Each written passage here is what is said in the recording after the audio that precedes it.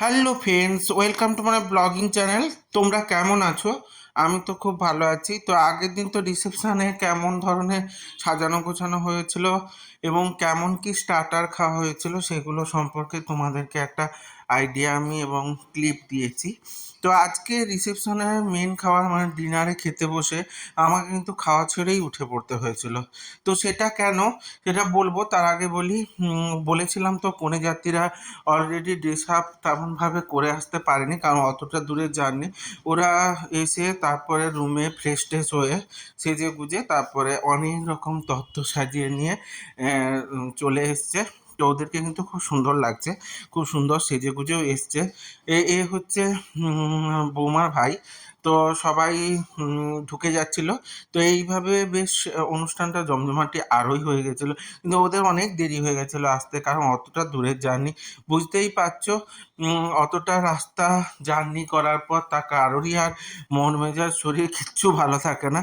তো তার মধ্যেও সবাই চলে আসছিলো এবং খুব সেজেগুজে এসছিলো। তো খুবই ভালো লাগছিলো এবং অনুষ্ঠানটাতে একটা প্রাণ চলে এসেছিলো বলতে পারি।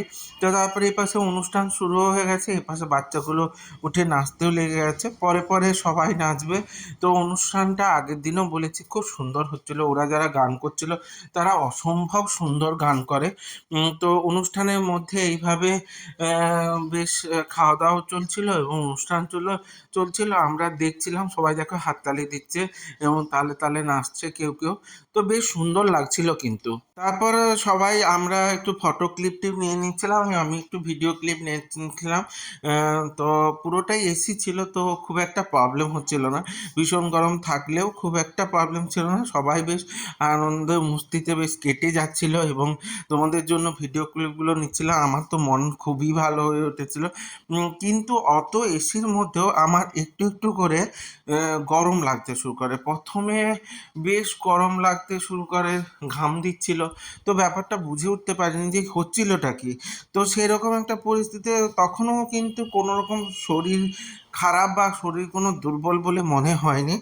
তো এইভাবে অনুষ্ঠানটাকে বেশ ভালোই ধরনের এনজয় করছিলাম, আর সবাই মিলে খুব আনন্দ মস্তি করছিলাম। আর বুঝতেই তো পারছো, পরিবারের লোকজন আত্মীয় স্বজন সবাই একসঙ্গে হলে কতটা আনন্দের মধ্যে কাটে।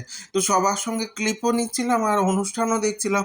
সেই তো বেশ ভালোই লাগছিল। তোমরাও বলো, তোমাদের এরকম গেট টুগেদার পার্টির মতো হলে, সবাই মিলে একসঙ্গে জমায়েত হলে তো কেমন হয় বলো? তো তার মধ্যে ভাগ্নে ভাগ্নে বউ এবং আমার বৌদিরা দিদিরা সবাই নাচতে লেগে গেছিলো। তো এটা খুবই একটাই নতুন বউও নাচছিল। তো সবাই নিয়ে খুব আনন্দ মস্তিতে কাটছিল। ওই দেখো প্রিয়াঙ্কাও নাচছে, ভাগ্নেও নাচছে। এই নিয়ে অনুষ্ঠানটা বেশ জমজমাটি হয়ে উঠেছিল। কিন্তু আমরা নাচতে যাইনি, আমি একটু ক্লিপ হিসাবে নিচ্ছিলাম, কারণ আমার কেমন একটা মনে হচ্ছিল, ভীষণ ধরনের একটা অস্বস্তি ফিল করছিলাম। তো কিছু করার ছিল না, বুঝতে পারছিলাম না আসলে প্রবলেমটা কি হচ্ছে। তো প্রবলেমটা বুঝতে পারি কিছুক্ষণ পর। তো যখন ওই অনুষ্ঠানে নাচানাচির সময় আমার জিজু বলে যে চল খেয়ে নিই, চল আমাদেরকে তো বাড়ি যেতে হবে, আর পরের দিন মামপুর পরীক্ষাও ছিল। তো ওকে পরের দিন যেহেতু সকাল সকাল উঠতে হবে, আমরা তখন সবাই মিলে ঠিক করি যে আমরা খেয়েই নেব আর খেয়ে বাড়ি চলে যাব। তো আর ওই জন্য নাচতে যাইনি, ওখানেই শুধু দেখছিলাম। তো আমরা খেতে বসে গেছি রয়্যাল ক্যাটারার, দেখতেই পাচ্ছ। তো এটা জামাইবাবুর বন্ধুর একটা ক্যাটারিং ব্যবস্থা। তো খুব সুন্দর অ্যারেঞ্জমেন্ট করেছিল। এখানে দিদি জামাইবাবু ক্লিপ তুলে নিচ্ছিল। তো দিদি জামাইবাবু সেই এভারগ্রিন জুটি বলতে পারো। বহু বছর আগে এ ধরনের তাদের বিয়ে হয়েছিল। তো যে জামাইবাবু দিদিকে ফুল ধরিয়ে দিচ্ছে, সেই ফটোশ্যুটগুলো করছিল। ভাগ্নেবউ বললো এরকম করে ফটো তোলা হোক। কিন্তু আমার তখন খেতে বসে উঠে পড়তে হলো।